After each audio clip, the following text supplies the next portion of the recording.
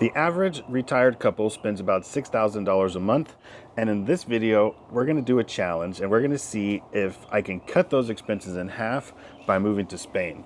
Now look, this isn't a video where I logged on to Numbeo or I went on to ChatGPT and I got some numbers off of there. I have a house in Spain and I have a house here in Florida. These are my real numbers. And to be honest, I think I probably could update this video about every 6 months because prices on everything are going up so fast. When we left for the last 6 months and we were in Spain and we came back here, everything is more expensive here than it was 6 months ago. I did this video about a year ago on my other channel, but today I'm gonna do an updated video with the actual real numbers to see if I can live in Spain for half the cost of America. I'm gonna throw in some numbers for you Brits as well. It says the average person in the average retired couple in the UK spends about 2,500 pounds. I did the conversion. That was 3,000, hold on, I got it on my computer right here. $3,343 that would equate to. So looking at a yearly expense in America, it says we spend about $72,000 as a retired couple. And in the UK, it says you spend about 40,000. So I don't think you're going to cut that in half by moving to the UK, or by moving to Spain, but we'll see. So I want to include you Brits in this as well, because I know we have some UK viewers on the channel now. So roll the intro, and then I'll tell you how I'm going to set this whole thing up and show you the numbers. I'm Jeff. I'm Anna. And this is the mountain that we bought in Spain. Welcome to our house.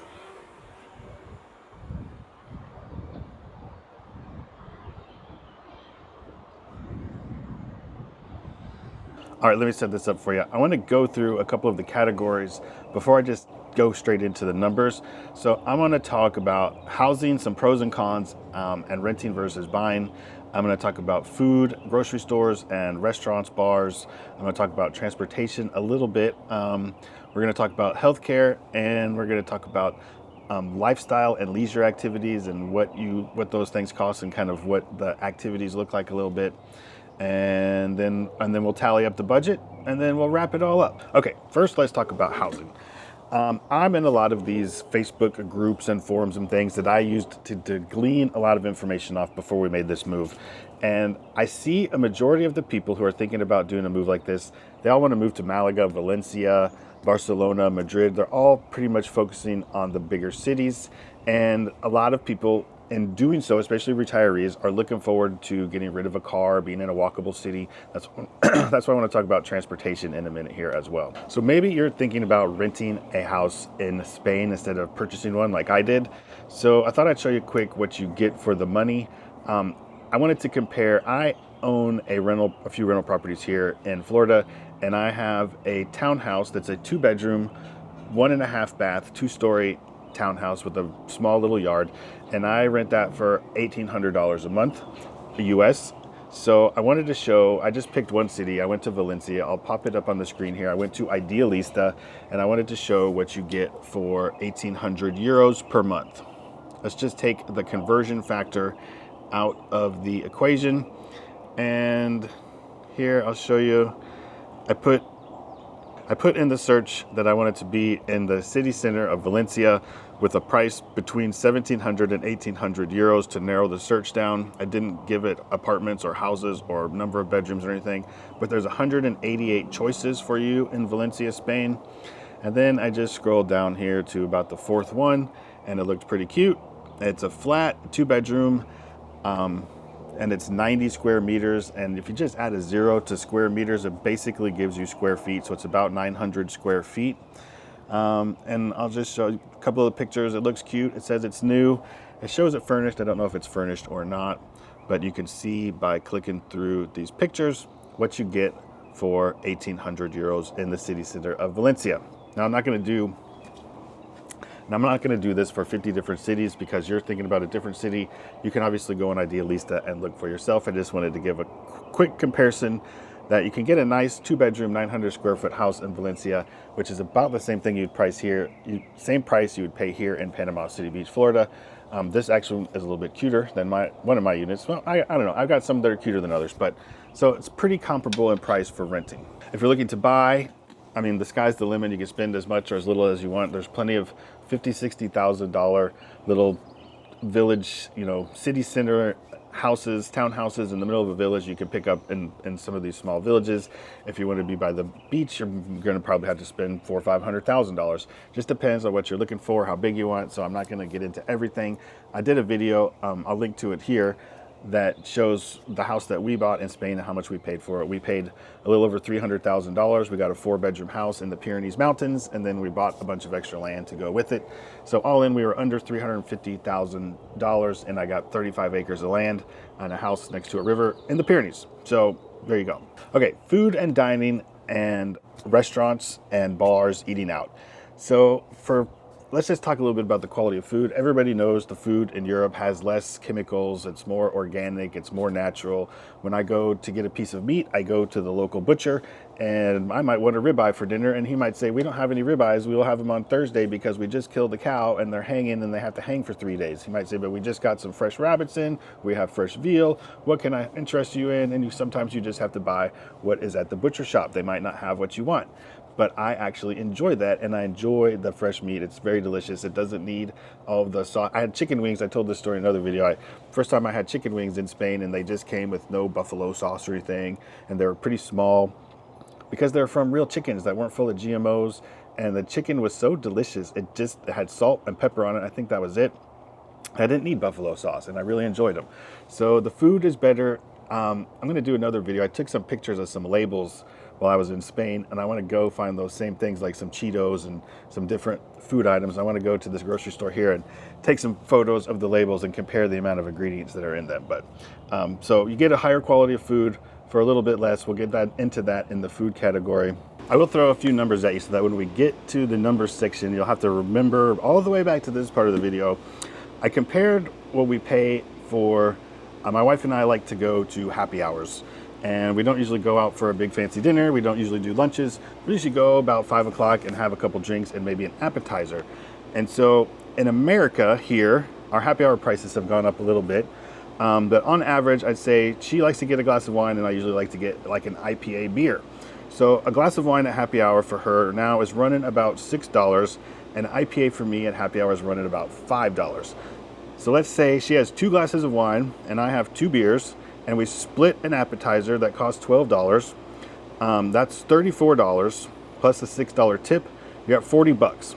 If we do this one time per month, that's $240 per month for us to do a happy hour, 2 beers, and an appetizer once a week.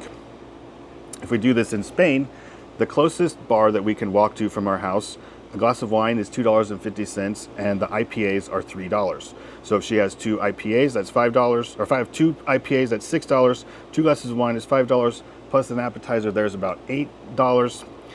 So that's $19 times 4, that's $76. So $240 a month to do 1 happy hour per week in America versus $76 in Spain. So when I do my eating out numbers, that's where they came from.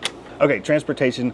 I want to talk briefly about this before we get into the numbers also, because a lot of people in these forums and things that want to move to Valencia or Malaga, and they want to have a walkable city, and they don't want to have a car, and they're just looking forward to not having to drive.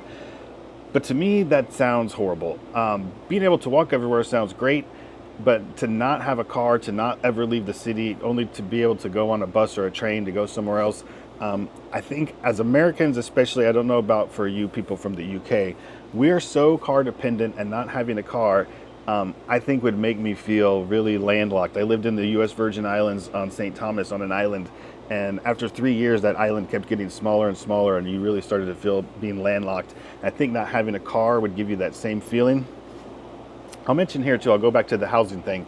When we moved down to St. Thomas, we moved into a small 1-bedroom condo coming from a big 4-bedroom American size house with a big yard. And this wasn't the house that we sold, but it was similar to this that we lived in. We sold that house. But going from a big 4-bedroom house to a small condo with it didn't have any outdoor balcony. We could walk out and go 100 feet and be at the most beautiful beach in the world, but just having no outdoor space and going to that little condo made us quickly realize that we were not condo people. So if you're dreaming of moving to a big city and living in a small apartment and not having a car, you better try it out first, because it might feel a lot different than the romantic idea sounds in your brain. Okay, lifestyle and leisure activities. Let's talk about this quick here.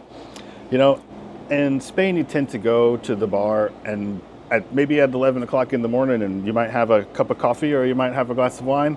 You'll see people sitting there. One person will have a cup of coffee and a croissant, and then other person they're sitting with might be having a beer and anchovies. Like, the timing for things in Spain is just pretty much you can do whatever you want at any time of the day. But you find yourself just going down and having a cup of coffee and sitting for an hour, maybe reading the newspaper. They do have the newspapers just laying around in the bars, and people sit and read them and drink their coffee. And you don't really do that kind of stuff here. We go through a drive-through, we grab a Starbucks, we go through the Taco Bell and eat in our car, and they just don't have that culture. So for leisure activities, things are more leisurely there, and you can, like, it's in like $1.80, I think, is what a little cortado coffee was going to cost you to sit and read the newspaper, instead of $7 for a Starbucks coffee or whatever they cost. I don't go there, I don't know. But the other things, walking on the beach wherever you are, those are free. You know, we tend to not, where we live in the mountains, we don't go to museums and shows and things. We tend to work on our property and go hang out in the river and go sit and have a glass of wine at the bar in the evening.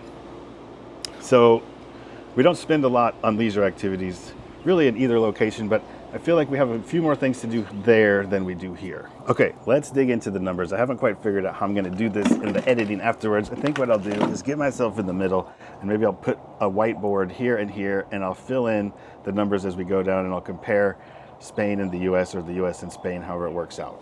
Okay, so let's just start with my grocery bill. Last month, we tallied up the numbers, and it was right at $1,000. And in Spain, the last month we were in Spain, which was 1 month ago, that number was $650. Our bar and restaurant numbers, I'm going to use the ones from the example that I talked about earlier. So I'm going to go out to happy hour once a week. It's going to be $240 in the US versus $76 in Spain. Our power bill here in Florida on average is about $250 a month. And for the 5 months that we were in Spain, which was summer and it was hot and we didn't use our air conditioner very much, they were about $75. In the winter, we're going to use electric plug-in heaters because we don't have a heat source in the house. So we'll have to see what it is when we get back there in December. Okay, my water bill here in Florida is about $45 a month. In Spain, we're on a well, so water is free, so that is $0. Wi-Fi. My Wi-Fi bill in America is $40 a month, and in Spain, it is $25 a month. We just pay for one cell phone in our house. I'm not going to get into all the whys about that, but my wife has Mint Mobile, and she pays like $20 a month for her cell phone, so I'm just going to leave that $20 in both locations.